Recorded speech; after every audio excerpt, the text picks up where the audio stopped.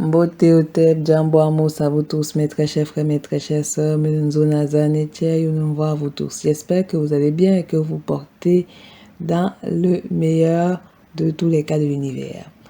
Aujourd'hui, nous allons donc continuer la manière avec laquelle le mélanoderme a été donc fabriqué, c'est-à-dire, comme vous avez vu le titre, comment on fabrique le faux mélanoderme, le faux noir, le faux africain, le faux camite, c'est-à-dire comment est-ce que on est arrivé à nous créer à travers des personnages visuels, audiovisuels, à travers le cinéma, qui a donc renforcé ces stéréotypes et qui a fini par éduquer certains mélanodermes pour qu'ils deviennent les stéréotypes et les phénomènes qui sont montrés à travers les écrans. Comment l'écran a réussi à éduquer le noir pour qu'il devienne cet archétype, pour qu'il devienne cette fausseté, pour qu'il devienne tout ce qui est effectivement, c'est-à-dire sombre.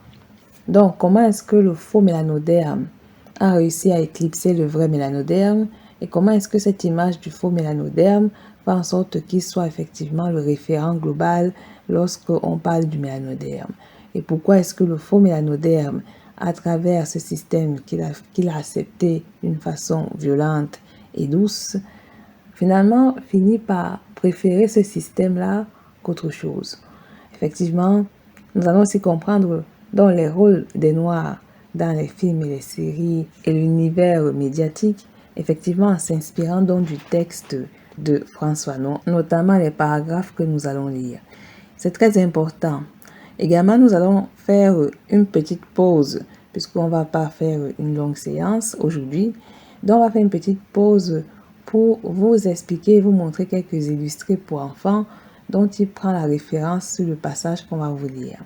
C'est-à-dire, ces illustrés pour enfants sont des mécanismes qui ont permis de renforcer déjà le système leucodermique qui est de base négrophobe en tout type d'INE leucodermique.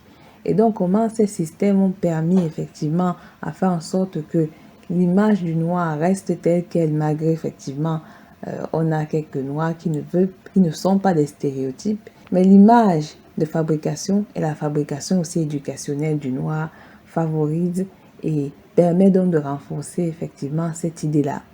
Ces illustrés pour enfants sont donc faits notamment pour la société leucodermique très jeune, pour les renforcer déjà sur les idées qu'ils ont depuis qu'ils ont de façon transgénétique, parce que la nécrophobie est génétique et c'est en tout leucoderme. Effectivement, comment est-ce qu'ils vont pouvoir s'armer pour expliquer que s'ils ne fréquentent pas le mélanoderme, etc., c'est parce qu'il y a tous ces phénomènes qui sont illustrés et qui sont effectivement fabriqués à travers les films et l'éducation du noir qui font en sorte que le noir devienne lui-même ce fake personnage. Donc, comment est-ce que le noir devient faux et comment est-ce que le noir finit par accepter d'être faux et il finit par même accepter qu'on le traite d'être faux. C'est-à-dire se comporte exactement comme ce stéréotype. Il devient une caricature de lui-même, il devient une aggravation d'un trait qui n'est pas son trait, parce que le noir n'est pas comme cela. Il devient une forme aggravée d'un phénomène qui n'est pas, qui est en fait le reflet de l'être leucoderme. Et comme je le répète toujours, c'est parce que le leucoderme, c'est ce qu'il est lui-même, qu'il a reflété ce qu'il est lui-même au noir. Et dans le noir, le mélanoderme, le camite, est donc devenu effectivement ce reflet. Le noir est le mystifié, qui vit dans le rêve du mystificateur, qui s'est lui-même mystifié pour rester dans son rôle et favoriser déjà l'esprit et la force qu'il avait déjà en pensant des autres. Ce sont des phénomènes et des mécanismes malheureusement pas sociaux, parce que ce n'est pas une société qui le crée. Certes, la société est créée d'hommes, mais ce ne sont pas tous les hommes qui le créent. Donc c'est une partie d'une espèce qui a décidé d'avoir, soi-disant, l'obtention d'une couleur blanche, mais ils ne sont pas blancs. Sinon, franchement, ça laisse voir, parce que la couleur blanche, c'est une couleur particulière, et ils ne sont même pas de cette couleur. Donc, la question est là. Comment est-ce qu'on a réussi à emprisonner le noir, à l'engluer dans ce phénomène, à le garder dans ce phénomène, et comment est-ce qu'il a réussi à accepter cette fausse partie de lui. Donc, on va relire les passages de la page 42 et la page 43 qui, comme je dis bien, on ne va pas durer sur cette séance aujourd'hui parce qu'on a quand même quelques petites choses à vous présenter. Et je voudrais avertir les parents, les parents qui vont suivre effectivement cette séance, de comprendre l'importance de l'éducation de l'enfant. L'importance de l'éducation de l'enfant noir. L'enfant noir n'est pas l'enfant locodéum. Ils ne seront jamais les mêmes. Même s'il a 18 de moyenne, il restera l'enfant noir.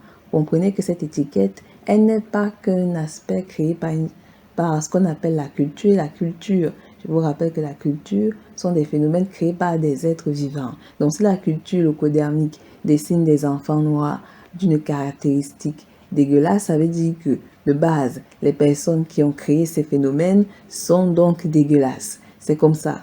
Donc si ces dessins sont négrophobes et à caractère pédophilisant et à caractère insultant, c'est parce que ces personnes sont donc des négrophobes, sont donc des personnes insultantes, sont donc des personnes qui ont des tendances pédophiles d'une perversité incroyable. On va vous les montrer, effectivement, on va flouter quelques images parce qu'on sait très bien que les parents sont un peu sensibles, mais les parents ont besoin de comprendre quels sont leurs rôles. On voit beaucoup de jeunes parents mélanodermes, mais j'ai l'impression qu'ils ne savent même pas ce qu'ils font dans la vie. On ne sait même pas pourquoi ils ont eu des enfants. Si c'est pour ne pas les éduquer, pour qu'ils finissent comme des enfants afro-américains qui deviennent des adultes idiots et qui créent des vidéos de bas quartier pour insulter leurs propres frères, expliquer comment est-ce qu'il faut tuer l'homme noir, expliquer comment il faut tuer les garçons noirs déjà dans le ventre, dans l'embryon. Donc, il faut que vous éduquez vos enfants pour qu'ils comprennent la circonstance réelle. Les futurs parents, les futures femmes noires, les futurs hommes noirs qui veulent devenir parents, vous devez faire absolument attention. C'est-à-dire, les parents africains doivent faire un effort qui dépasse l'entendement. On a vu des écoles afrocentrées qui naissent. C'est vrai, ce sont des projets individuels, mais pour que ça se diffuse à travers le continent, parce qu'on ne peut pas espérer que ça se fasse en Occident. Encore aux États-Unis, il y a des écoles afrocentriques, et je crois en Océanie, mais il n'est pas possible dans certains pays européens, là où est la graine de la négrophobie quand même, que cela se passe. C'est possible aux États-Unis parce que c'est un pays de division raciale, ce sont des pays gentrifiés, donc c'est possible. Mais dans les terres européennes où est née la souche négrophobiale, j'ai envie de dire, c'est normal qu'ils ne le veulent pas. Mais au moins, cela aurait permis d'éviter les métissages incontrôlés. Et voilà, parce que encore aux États-Unis, on arrive à tout faire pour que ça soit environ, je pense que ce n'est plus à 1%, je crois que c'est à 2-3% aux États-Unis de métissage. Et je pense qu'en Europe, le métissage est probablement à 20-30%, peut-être, j'exagère, 15-20% quand même. Parce que il y a une certaine réalité, on en reviendra tôt ou tard. On va relire le passage, comme vous ai dit, de la page 42 à la page 43. On reviendra tout à l'heure. Avant, j'oublie toujours. N'hésitez pas à liker, à partager la podcast channel. Bon, c'est pas un travail évident comme je travaille solo. Donc, la seule chose qui peut m'aider, c'est que vous likez et que vous partagez. C'est gratuit, c'est simple. Likez, partagez. Merci de votre petit pouce de travail fait parce que c'est tout ce qu'on vous demande. Moi, je n'ai pas besoin d'argent. J'en ai pas besoin. Je suis pas youtubeur. Mais j'ai juste besoin que le projet, le travail soit diffusé pour que les parents de demain fassent beaucoup d'efforts pour leurs enfants de demain. Donc, je vous remercie. J'ouvre les guillemets. Le nègre doit, qu'il le veuille ou non, endosser la livrée que lui a faite le blanc. Regardez les illustrés pour enfants. Les nègres ont tous à la bouche, j'ouvre les guillemets, oui, messieurs, rituel. Au cinéma, l'histoire est plus extraordinaire. La plupart des films américains synchronisés en France se reproduisent des nègres type, j'ouvre les guillemets, Yabon Banania, je ferme les guillemets. Dans un de ces films récents, Requin d'acier, on voyait un nègre naviguant dans un sous-marin, parler le jargon le plus classique qui soit. D'ailleurs, il était bien nègre, marchant derrière, tremblant au moindre mouvement de colère du quartier-maître et finalement tué dans l'aventure. Je suis pourtant persuadé que la version originale ne comportait pas ces modalités d'expression et quand bien même elle aurait existé, je ne vois pas pourquoi en France démocratique où 60 millions de citoyens sont de couleur, l'on synchroniserait jusqu'aux imbécilités d'outre-mer. c'est que le nègre doit se présenter d'une certaine manière, et depuis le noir de sans pitié, j'ouvre les guillemets, moi bon ouvrier, jamais menti, jamais volé, je ferme les guillemets, jusqu'à la servante de duel au soleil, on retrouve cette stéréotypie. Oui, au noir on demande d'être bon négro, ceci posé de reste vient tout seul. Le faire parler petit nègre, c'est l'attacher à son image, l'engluer, l'emprisonner, victime éternelle d'une naissance, d'un apparaître dont il n'est pas le responsable. Et naturellement, de même qu'un juif dépense de l'argent sans compter, est suspect, le noir qui cite Montesquieu doit être surveillé. Qu'on nous comprenne, surveillé, dans la mesure où avec lui commence quelque chose. Et certes, je ne prétends pas que l'étudiant noir soit suspect à ses camarades ou à ses professeurs, mais en dehors des milieux universitaires subsiste une armée d'imbéciles. Il importe non pas de les éduquer, mais d'amener le noir à ne pas être l'esclave de leur archétype. Que ces imbéciles soient le produit d'une structure économico-psychologique, nous l'accordons seulement. Nous n'en sommes plus avancés. Quand un nègre parle de Marx, la première réaction est la suivante, j'ouvre les guillemets. On vous a élevé et maintenant vous vous retournez contre vos bienfaiteurs. Ingrats. Décidément, on ne peut rien attendre de vous. Je ferme les guillemets. Et puis, il y a aussi cet argument massu du planteur en Afrique. Notre ennemi, c'est l'instituteur. Ce que nous affirmons, c'est que l'Européen a une idée définie du noir. Et il n'y a rien de plus exaspérant que de s'entendre dire, j'ouvre les guillemets, depuis quand êtes-vous en France? Vous parlez bien le français. On va s'arrêter ici pour l'instant. Donc on va revenir à ce qu'il disait en haut. Il disait que qu'on le veuille ou non, le nègre, on lui a endossé une image. Et cette image a été donc créée par le locoderme. La culture locoderme, de base, est une culture négrophobiale. Elle ne peut pas se faire sans se comparer à la culture mélanoderme ou sans rabaisser, c'est même mieux de le dire, sans rabaisser la culture des Africains de base, puisque c'est la culture africaine qui rabaisse de base, puisqu'en présentant l'homme mélanoderme ou la femme mélanoderme, c'est un peu une manière connotée, implicite ou explicite de, effectivement, s'attaquer directement à la culture mélanoderme. Puisque la culture française a cette particularité d'être dans l'assimilation, dans l'intégration, c'est-à-dire dans la destruction totale et progressive même pour certains points de la culture. Elle s'imbrique dans votre manière de vivre, elle se serpentine dans votre manière de vivre et à la fin vous décapite. C'est comme ça qu'elle fait. Donc, puisqu'elle attaque d'abord le cerveau, elle attaque votre manière, votre attitude, votre culture, votre manière de vivre, vos traditions, votre manière de penser. Elle s'attaque à cela petit à petit. Et à la fin, lorsque vous êtes devenus de bons zombies, comme nous avons l'ensemble, et nous voyons l'ensemble des cas, effectivement, à la fin, vous mourrez. Ce processus, donc, se passe effectivement à travers les médias, à travers les écrans. Peu importe, smartphone, Android, conneries, tactile, bon, tout ce que vous voulez. Donc, ça s'effectue comme cela. Avant, c'était la télévision. C'était pas tout le monde qui avait la télévision. Avant, c'était via les radios et c'est pas tout le monde qui avait les radios. Avant, c'était avec les théâtres. À travers les théâtres français, effectivement, on copiait de toutes les histoires mélanodermiques. C'est comme ça qu'ils diffusaient le travail. C'était les livres et tout le monde n'avait pas les livres. Et effectivement, même lire, c'était pas évident. Et les images n'étaient pas toujours claires et évidentes, même si on disait qu'à une certaine époque, la Bible, c'était ça qui essayait d'enseigner à travers les images. C'était pour ça qu'elle était beaucoup imagée. Parce qu'elle devait enseigner au locoderme de comprendre que Jésus blanc, etc., les anges blancs dans le ciel, Dieu qui est locoderme, et l'enfer avec les petits diablotins noirs de l'enfer, de l'obscurité, le noir des ténèbres, etc. Donc, ça indiquait déjà les choses, même si par moments, c'était pas toujours assez clair et évident, mais au moins, la direction était déjà entamée. Et jusqu'à aujourd'hui, on le découvre très bien, puisque quand on demande à un mélanoderme d'imaginer un peu la lumière divine émanant de la puissance créatrice, bon, déjà, ils connaissent pas Imana, ils connaissent pas la puissance créatrice, on va leur dire Dieu. Donc, Dieu, il est habillé en blanc, vêtements blancs, trucs blancs, c'est, voilà, donc, c'est Dieu. On imagine donc que Jésus est potentiellement locoderme, puisqu'ils disent qu'il vient d'Israël. Israël, c'était la terre des Hébreux et que les Hébreux, les malheureux, les pauvres, alors que voilà, c'était la terre de Canaan, Canaan qui était mélanodère. De toute façon, tout ça est écrit dans le livre biblique. Effectivement, il faut très bien lire ce livre. Si vous le lisez de façon à la fanatique, vous aurez du mal à le croire. Et donc, effectivement, il faut aussi très bien étudier ces textes. Il faut avoir le temps de les lire. Il faut aussi lire derrière les livres de nos ancêtres. Il faut aussi lire derrière les papyrus, les Médonnéthérou.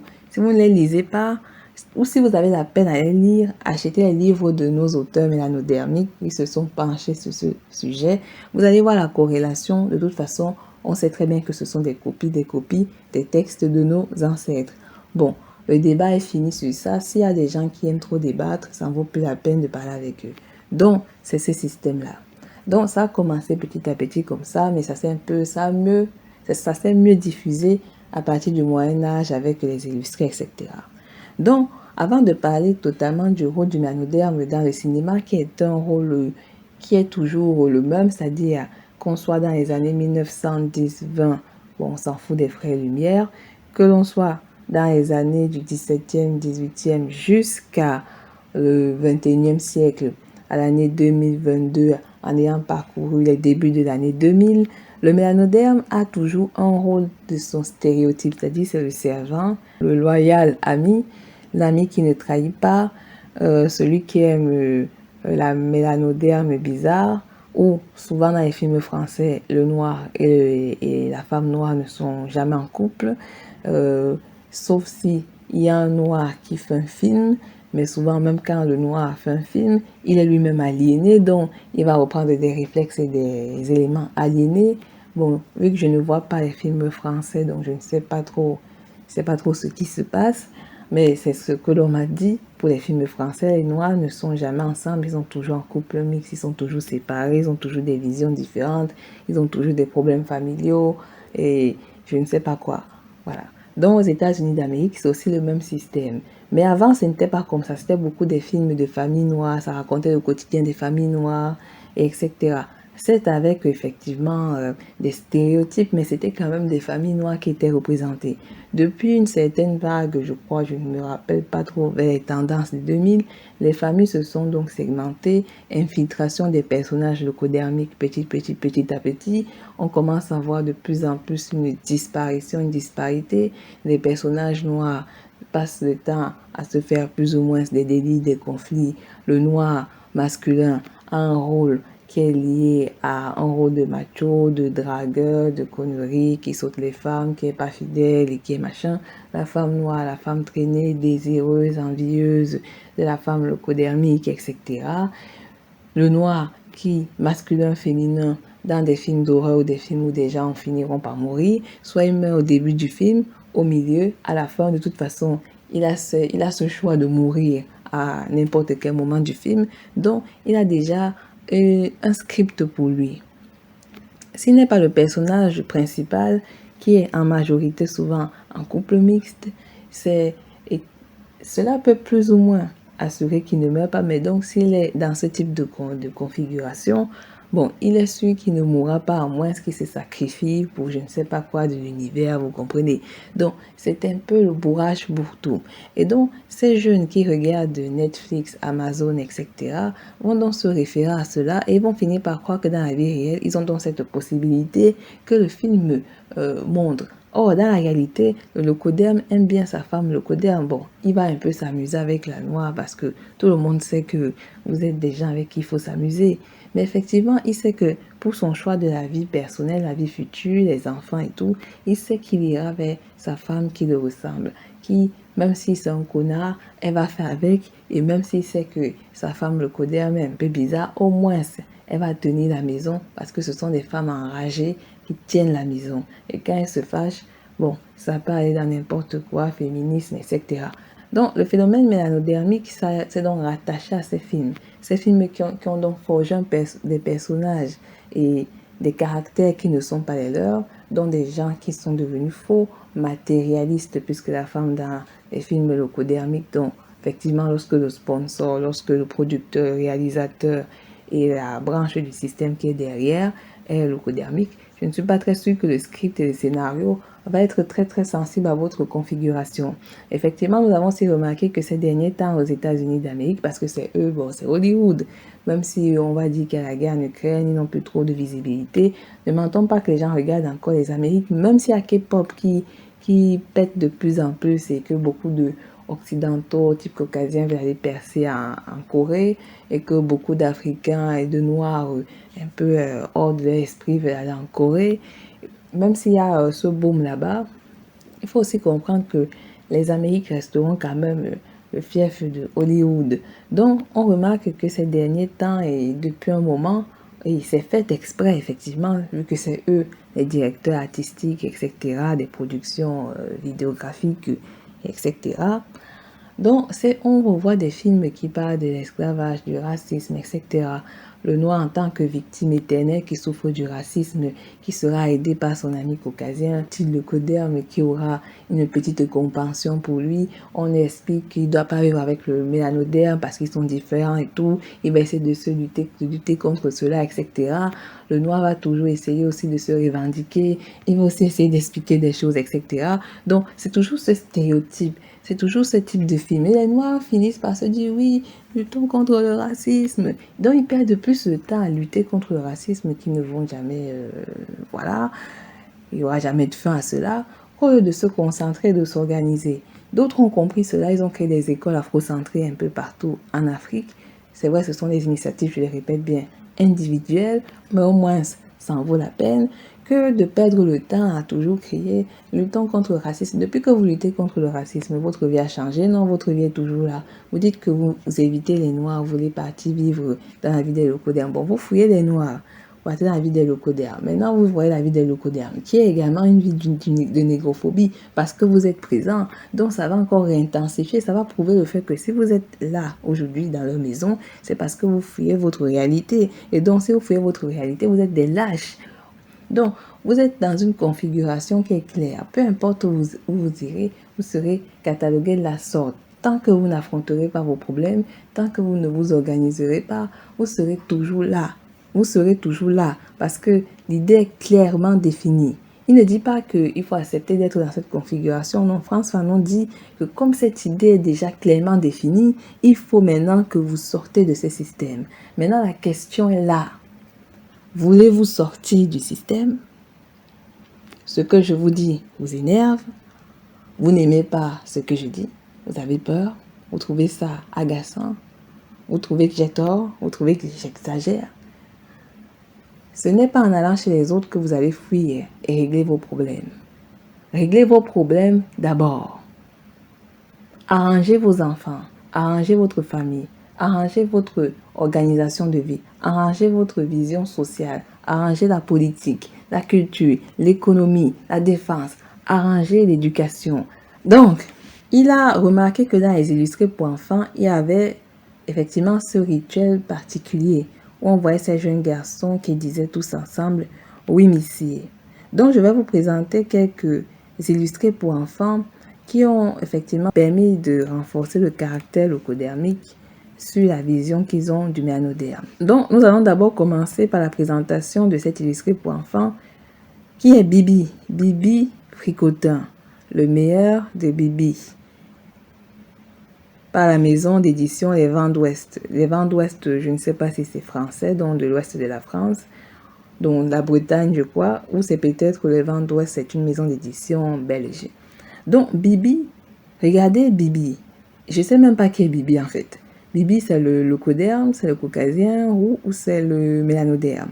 Donc, lorsqu'on regarde Bibi de Bibi Fricotin, Bibi, on regarde donc, on a un premier personnage que l'on reconnaît tout de suite, celui qui est en avant. C'est le locoderme. Le locoderme type caucasien en roux. On reconnaît quand même, malgré les traits simplifiés de l'illustration, parce que l'illustration, ce sont des traits plus ou moins simplifiés, plus ou moins complexes. Vous comprenez?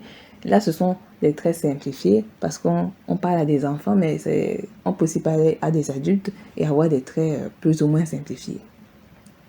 On ne va pas parler de ces détails de ce jeune caucasien, c'est un détail qui passe et c'est tout.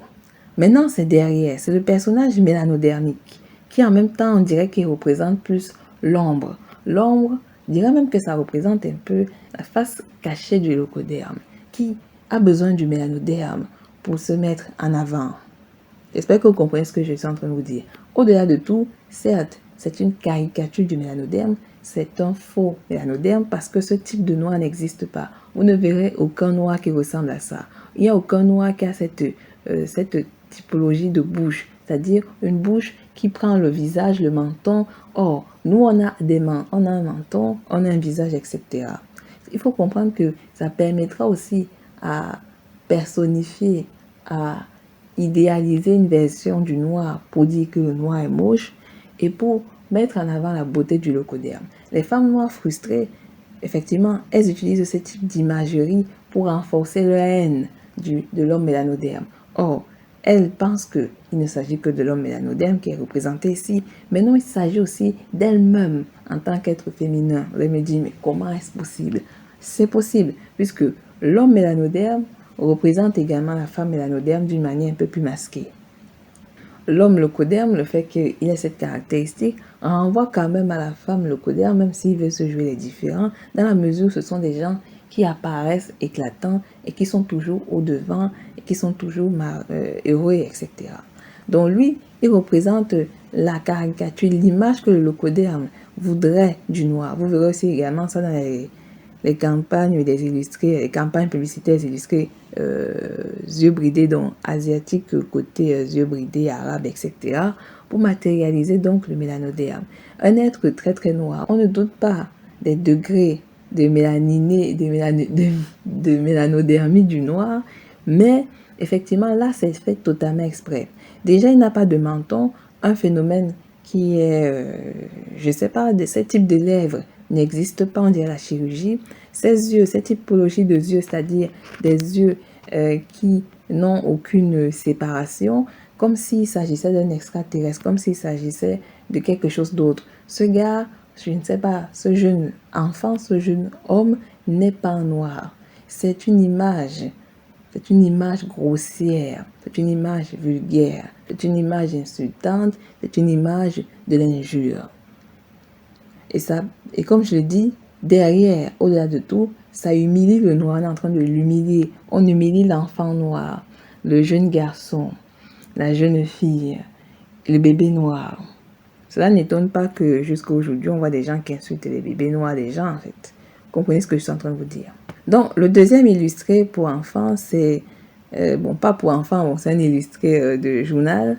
C'est dessiné par Plantou. Plantou, effectivement, c'est un négrophobe qui vous dira qu'il fait juste son métier d'illustrateur. Pourtant, cette manière de dessiner explique caractéristiquement comment est-ce que le leucoderme voit le mélanoderme. Effectivement, il voulait peut-être décrire cette situation des leucodermes qui touristent, ou effectivement, il décrit aussi la manière dont le leucoderme, certes touriste, se comporte d'une manière vulgaire, mais également cette manière bizarre de caractériser et de dessiner les enfants noirs des villages qui n'est pas potentiellement comme cela. Donc, d'après l'idée des leucodermes, à quoi ressemble le mélanoderme, on a la femme noire qui pond les enfants comme si c'était la poule, qui a toujours les enfants autour d'elle, toujours enceinte, toujours les bébés, dont elle ne peut clairement pas nourrir, avec un homme qui est toujours dans les désavantages, handicapé, avec une canne qui tient peut-être depuis, on va dire, 1, 2 ans, 3 ans, parce qu'il n'a pas les moyens. Et donc, ces gens qui n'ont pas les moyens, parce que de base, c'est aussi une manière de dire que le noir égale la pauvreté, le couple noir égale la pauvreté, ce sont des gens miséreux, ce sont des gens pauvres qui n'ont rien, qui ont beaucoup d'enfants affamés, et d'autres sont tellement affamés qu'ils peuvent même plus être debout, qui sont limite assis au sol, à la peau sur les os, et on ne sait pas.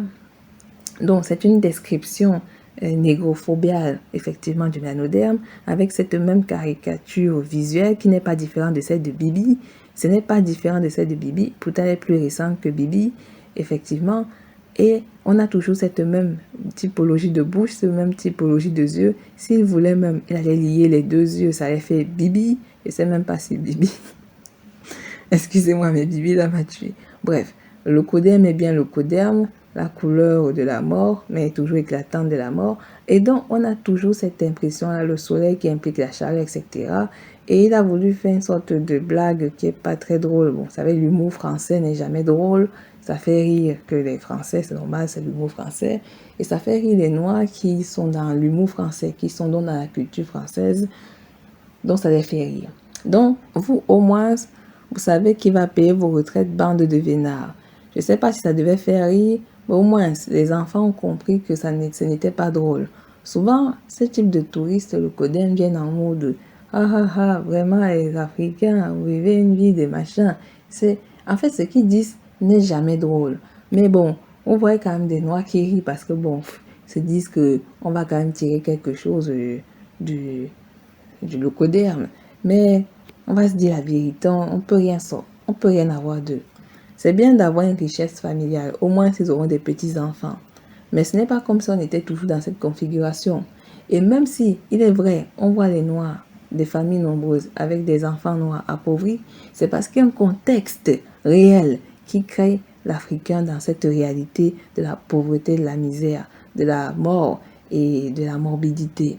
Des guerres sont créées, le terrorisme est volontairement créé, on affamine volontairement les gens, on les met dans une configuration de la faim et du quémandisme qui n'a aucune limite. C'est fait exprès pour qu'après, des soi-disant le codem bienfaiteur viennent à mode. Oh là là, oh, oh, oh, votre vie, on va vous donner l'argent. On a les photos, on apprête déjà les selfies. J'ai nourri les petits Africains avec une famille pauvre. Et vous verrez tout ça, allez sur Instagram, allez sur TikTok, allez dans les réseaux sociaux. Vous verrez ça, je suis partie en Afrique, j'ai aidé les Africains, j'ai voyagé en Afrique, j'ai découvert l'Afrique. Les gens là-bas, ils vivent comme ça. J'ai découvert le peuple le plus pauvre d'Afrique. J'ai essayé de nourrir les pauvres Africains. J'ai vu cette femme pauvre. J'ai vu le truc qui est pauvre. Je suis allée là-bas en Haïti. Ils sont pauvres. Je sais plus quoi. Ils sont pauvres. Il y a la guerre. Ils sont morts. Ils sont malades. Je les ai nourris. Je les ai soignés avec mon équipe. On a filmé. Vous comprenez? Sponsorisez-nous. Allez, venez, on veut des sponsors. Bon, c'est une manière masquée de dire, allez, on veut des sponsors. Donc, c'est effectivement le dessin de Plantou. Bon, en tout cas, derrière, il y a un message qui instruit. On sait qu'il instruit aussi, mais il y a aussi une réalité. Voilà. Donc, on va passer à d'autres types d'illustrés. Donc, cet illustré ici, le titre c'est I have everything now, accept you, my honey. Donc, ici, c'est l'enfant mélanodème. L'enfant mélanodème, toujours dans cette caricature de l'enfant qui bouffe, qui a faim, qui veut manger, qui passe son temps, c'est-à-dire, s'il ne mange pas du poulet, c'est comme ça qu'on connaît le noir, il mange la pastèque. Parce que le noir, la pastèque, le poulet, c'est l'ingrédient de base qui forme le négroïde. Et donc, ça crée cette stéréotypie du noir. Ce qui est malheureux, en fait. Et donc, ça montre également cette idée que François Fanon dit, ce piège que le locoderme a donc créé sciemment. Et chaque fois que vous avez même vu dans des émissions, il y a des émissions bizarres, on demande pourquoi est-ce que les Noirs mangent le poulet, pourquoi. Donc, ça permet aussi donc de forger ce caractère-là. Et donc, pourquoi la pastèque? Pour ceux qui n'ont pas vu certains illustrés pour enfants, il faut comprendre que ces dessins, dans certains dessins, certains locodermes expliquaient que pour dessiner le noir, il faut s'inspirer de la pastèque. Donc, il y a eu des réflexions sur la manière de dessiner le noir à travers la pastèque qui montrent effectivement toujours cette emprise de la noirceur du locoderme. Il ne faut pas mentir, son cœur, c'est le cœur des ténèbres. Et effectivement, l'ampleur à laquelle il voudrait rire et humilier le noir doit comprendre que il n'est pas comme les autres. C'est pour cela que même quand les gens comme Papé San vous mentent que vous pouvez vous balader comme vous voulez, c'est faux. Lui peut se balader parce qu'il est encore influenceur, ça marche. Mais j'ai envie de dire, il y a une réalité qui fait que il y a des choses qui ne passent pas. S'il n'était pas influenceur, il n'aurait peut-être pas eu certaines choses. Puisque lui-même l'a dit, qu'il a eu certains problèmes au départ. Après, je crois que le sponsoring et tout, il faut qu'il la ferme un peu et il faut qu'il fasse maintenant arriver les gens. En plus, son public est en forte majorité caucasienne, donc comprenez aussi l'histoire. Donc maintenant, on a cette autre illustrée pour enfants. Ça, le titre, c'est The Three Bears, A Healthy Hello. Comme vous l'avez remarqué, c'est flouté parce que là, on entre dans la caractérisation de la pédophilie, c'est-à-dire on est dans la vision pédophile. Un leucoderme, ce sont des leucodermes qui dessinaient ça, c'était pas des noirs perdus, c'est-à-dire c'était pas des noirs perdus qui dessinaient ça, c'était des leucodermes. Donc, voilà leur manière à eux de voir les petites filles mélanodermes. Ces images-là, vous pouvez les projeter à aujourd'hui, c'est-à-dire la sexualisation de l'enfant. On entre dans le cœur de l'obscurité du type caucasien, parce que c'était eux qui ont dessiné ça. On entre dans leur âme profonde. Le dessin révèle aussi la pensée, l'âme des gens. Donc, ces trois petites filles regardent l'horizon qui font un salut chaleureux au bateau qui reviennent des multiples voyages sous un ciel assez chaud et une tonalité assez chaude. La tristesse, c'est que le parent noir qui n'éduque pas son enfant ne saura pas que, à la base, ces illustrés pour enfants ont servi à éduquer les jeunes garçons leucodermes.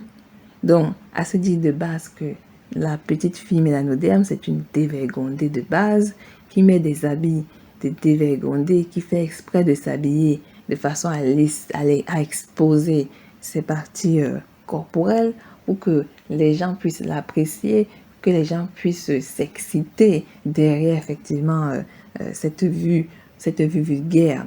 On voit effectivement, bon, vous ne voyez pas, c'est flouté, le leucoderme c'est-à-dire, il a mis un panaché extrême dans le dessin, notamment des fessiers de ses filles. Il s'est acharné dans la manière dont il fallait les éclairer pour les mettre un peu en lumière et pour dire que franchement, le fessier déjà des jeunes petites filles mélanodermes est à un point assimilable à une adulte que, bon, elle en vient à exciter d'un point de vue congénital le leucoderme. On reviendra sur la perversion sexuelle parce que le psychopathe, il faut comprendre que son instinct grossier, son instinct vulgaire est lié effectivement à des envies sexuelles.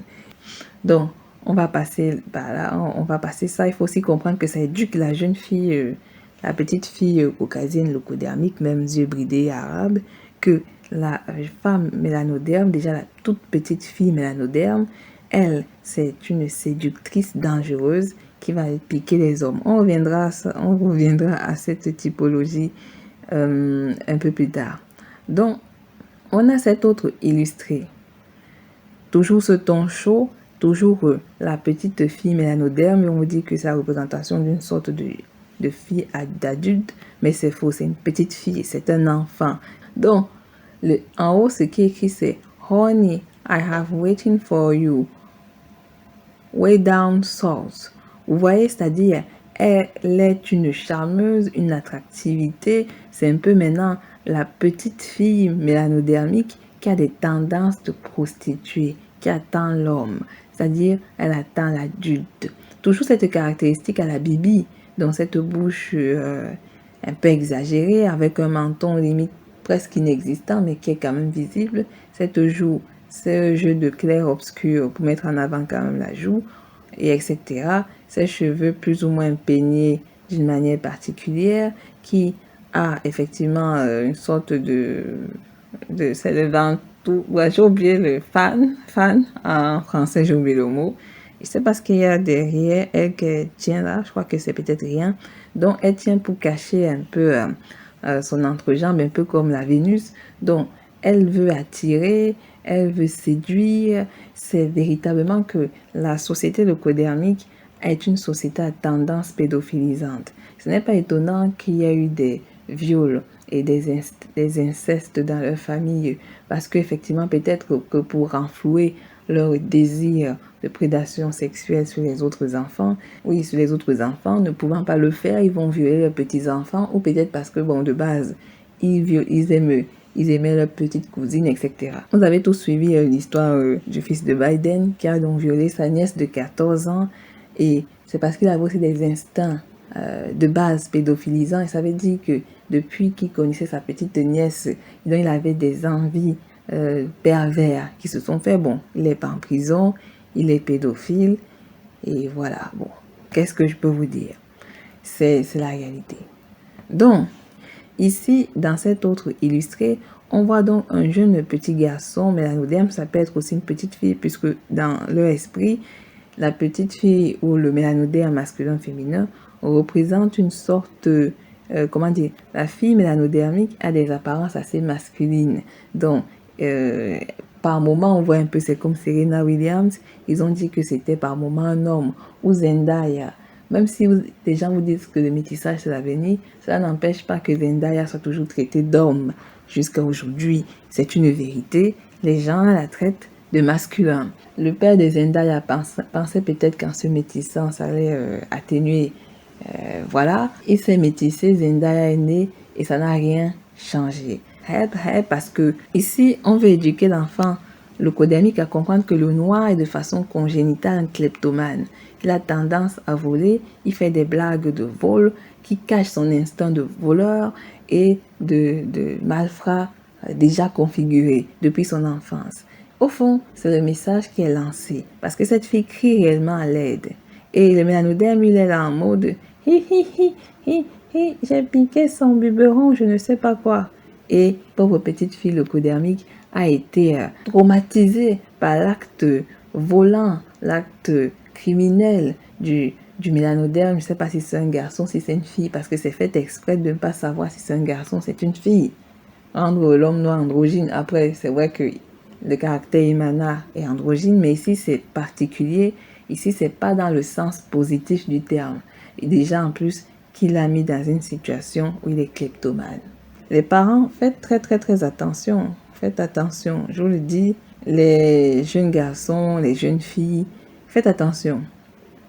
Donc, un autre illustré pour enfants ici, on voit deux petits mélanodermes qui, déjà à leur jeune âge, ont des tendances à plus vouloir avoir des applications sexuelles.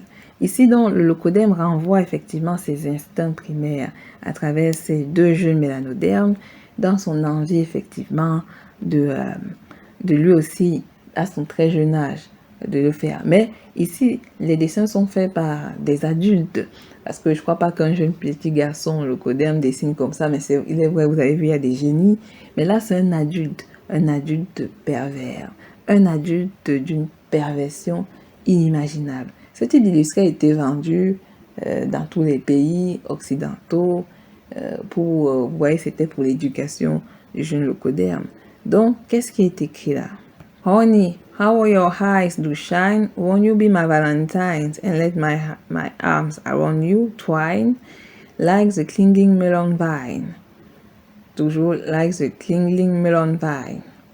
Comme watermelon. Donc, des yeux qui font quand même peur, des yeux ouverts, on dirait un malade, et les yeux de la fille, la jeune fille noire, qui semble être les yeux d'une fille déjà à tendance perverticiale. Donc, il crée en ces deux caractères, jeunes, adolescents, bon, peut-être même pas adolescents, c'est-à-dire qu'ils ont 10 ans ou 9 ans, déjà des caractères à tendance libidoisante précoce. Donc, c'est triste, mais bon, après, vous comprenez. Donc ici, nous avons l'image d'une jeune petite fille mélanodermique qui refuse de se laver, du moins, dont le bain est une véritable horreur. Le titre en bas, c'est Turbine Time in Darky Land, pour expliquer que si les mélanodermes restent mélanodermes, comme la servante, bon, c'est la servante. Vous voyez, on a d'abord deux stéréotypes, c'est-à-dire la petite fille mélanoderme, mal peignée, etc., qui a l'air, et on la dessine expressement moche comme ça, qui n'aime pas se laver parce qu'elle ne veut pas devenir leucoderme, on verra quelques illustrés, et la servante mélanodermique qui, elle est servante dont son rôle à jamais c'est de laver la petite fille pour qu'elle devienne leucoderme, mais jamais elle ne se lavera parce que bon, c'est une négresse. On reste dans la configuration là telle quelle du mécanisme de stéréotypisation du mélanoderme, dont l'éternel servant, l'éternel non-vouloir se laver, et voilà. Encore un autre illustré pervers qui montre un soi-disant homme, mais dans le corps d'un enfant, parce qu'il faut aussi comprendre que derrière, il y a cette image de garder, de conserver l'homme noir, même s'il est adulte, en un enfant qui ne sait pas ce qu'il fait, qui fait son petit pot dans un vase ou dans une tasse, parce que au fond, il n'est pas intelligent, mais quand même, il peut lire. Mais il peut lire dans un contexte où il est invité à une fête, comme c'est écrit ici, Party Invitation. Donc, c'est à ça que le noir est bon, aller faire la fête. Donc, you are invited here for the big blowout. Vous voyez, des choses comme ça là. Toujours la même caractéristique du visage comme Bibi, les lèvres qui limite font office de menton, etc. Les yeux grands ouverts, un peu écarquillés, comme s'il était drogué, etc. Donc, on a des histoires jumelles, c'est-à-dire The Story of Little Black Mingo et The Little Black Sambo Magic Drum Books. Donc, ce sont deux livres illustrés pour enfants qui, effectivement, sont dans la même logique, c'est-à-dire deux mélanodermes qui viennent de la savane, qui sont mal peignés, mal brossés, qui n'aiment pas vivre dans la société, qui n'arrêtent pas d'être comme des sauvageons, puisqu'ils sont présentés en tant que sauvageons, qui ont des tendances, qui ne veulent pas s'habiller, qui détestent la vie moderne, et effectivement, bon, c'est aussi une bonne chose, puisqu'ils n'acceptent pas d'être lobotomisés du cerveau, mais qui semblent vilains, des visages vilains, des visages qui s'apparentent à des êtres plus ou moins mesquins, démoniaques, malins, et avec une tante maligne qui force à l'enfant à être dans la circonstance, effectivement, du monde qu'elle doit et qu'ils doivent accepter. Donc, il y a d'autres illustrés pour enfants tels quels qui sont malheureusement grossiers, mais ça permettra donc, comme je l'ai dit plus tard, à forger l'identité de plus en plus grandissant du locodème. Donc, le locodème, lorsqu'il vous voit, il vous voit dans ces stéréotypes, peut-être plus, comme ces illustrés pour enfants sont un peu vieux, donc peut-être plus de cette façon, mais il y a des illustrés un peu plus modernes, même si aujourd'hui, ils vous font effectivement des dessins un peu plus, qui donnent l'impression de vivre ensemble, etc. Si vous regardez bien, le modèle restera le même, c'est juste que la forme a un peu changé pour que vous ne soyez pas choqués, j'ai envie de dire, pour que vous n'avez pas l'impression d'être dans un monde qui vous déteste. Donc, il a parlé de ce film Requin d'acier, où il y a ce phénomène de Yabon Banania. On reviendra donc effectivement sur ce phénomène-là la semaine prochainement. Et donc, on va d'abord finir en vous expliquant un peu le synopsis du film. Donc, le film Requin d'acier. Il faut comprendre que le véritable titre n'est pas Requin d'acier, mais c'est Crash Dive. Crash Dive parce que bon, les Français ont l'habitude de franciser les titres, même si en fait, en réalité, le titre, on voit bien que c'est pas ça dans la réalité, parce que Crash Dive n'a rien à voir avec Requin d'acier, parce qu'effectivement, si on voulait traduire Requin d'acier en anglais, ça va être Steel Shark, mais ce n'est donc pas le cas. Donc, il s'agit d'un film qui a été réalisé le 25 juillet 1946, qui était en salle de cinéma, qui dure 1h46, qui parle de la guerre, du drame, de la romance, un fourre-tout, et réalisé par un certain Archie Mayo et produit par Joe Swerling, avec les acteurs Tyrone Power, Anne Baxter, Dana Andrews. Donc, c'est quoi le synopsis de ce film? Donc, on est à la deuxième guerre fratricide de leucodémique type, bon, on va pas dire type caucasienne, c'est type leucodémique parce que le Japon, l'axe du mal, c'est lié à la guerre, donc ça a élargi l'échelle des typologies DNA qui ont été mêlées, et après avoir appelé tout le monde pour les délivrer, notamment les Français qui ont appelé les Africains pour les délivrer et qu'ils ont tué à Tiaoy. Donc, on continue. Le synopsis, c'est quoi? Le synopsis, c'est le lieutenant Ward Stewart, membre d'équipage à bord d'un sous-marin éclaireur, et son commandant Dewey Connors entretiennent une relation de profonde amitié, jusqu'au jour où les deux hommes se rendent compte que la maîtresse de Stewart n'est autre que la femme de Connors. Quelle horreur! Cependant, la découverte d'une base nazie en plein milieu de l'Atlantique va obliger les deux anciens amis à oublier leur discorde et à s'unir face à l'ennemi. Donc, malgré le fait que la femme a créé le tumulte dans cette histoire, le fait qu'on est dans la guerre, le fait qu'on est dans la survie de l'espèce, de la vérité, des droits de l'homme, vous comprenez? Donc, on va faire en sorte que, effectivement, Les deux hommes caucasiens comprennent qu'il est important de sauver la Terre et l'humanité avant de s'embrouiller pour une femme, surtout une femme. Voilà. Donc, c'est surtout ça l'histoire. Et donc, effectivement, ça permet aussi de renforcer à travers cela le jeune homme leucodermique caucasien de base. Pourquoi? Parce que rien ne peut empêcher deux hommes de rester amis et rien ne peut empêcher deux hommes de rester concentrés sur leur objectif, même si effectivement la femme vient toujours avec ses problèmes psychologiques à aller chercher un amant alors qu'elle est déjà mariée. Donc, la femme est un problème, mais les deux hommes restent des hommes courageux qui sont droits dans leur bottes, etc. Je ne sais plus trop quoi dire. Donc, effectivement, parmi les personnages, nous avons un personnage mélanodermique qui a joué le bon stéréotype, dont le personnage a été exagéré dans la version française. Mais dans la version originale, il était aussi un stéréotype, mais effectivement, c'est pas que ça passait, mais c'était un stéréotype qui n'était pas gravé comme dans la version française. Le personnage noir était donc Oliver Cromwell Jones et était incarné par Ben Carter, qui est né en février 1910 ou 1911, les gens ne savent pas trop, et il est mort en 1946 à l'âge de 36 ans. Il a travaillé dans de nombreuses productions hollywoodiennes, The Harvey Girls, Dixie Jamboree, Born to Sing. Son père était un barbier et sa mère était une servante de maison. Donc, il était déjà quand même un stéréotype qu'on voit dans beaucoup de films afro-américains.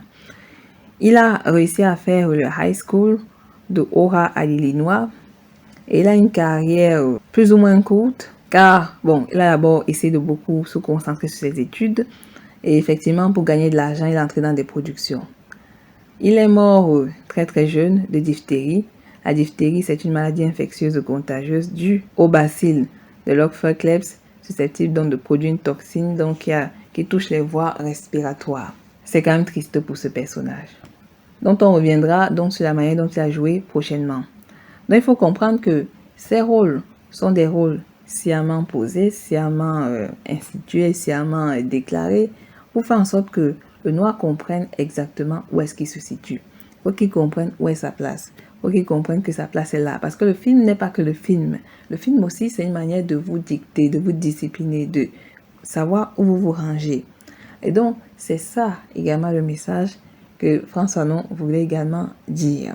Et donc, les noirs masculins, féminins, les parents doivent faire attention. Les enfants, faites attention. Les adultes, faites attention.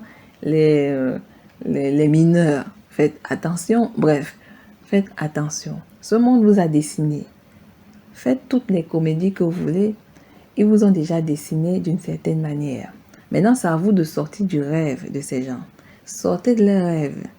Restez dans leurs rêves ou restez dans le rôle continué. Sortez du rêve. Vous commencez déjà à créer votre propre narratif, votre propre vie. Donc, c'est sur ce que l'on va s'arrêter. On va se retrouver donc prochainement. On va parler de la suite. Bon, je vous ai dit que c'était une séance courte, donc n'hésitez pas à liker, à partager. Bibala.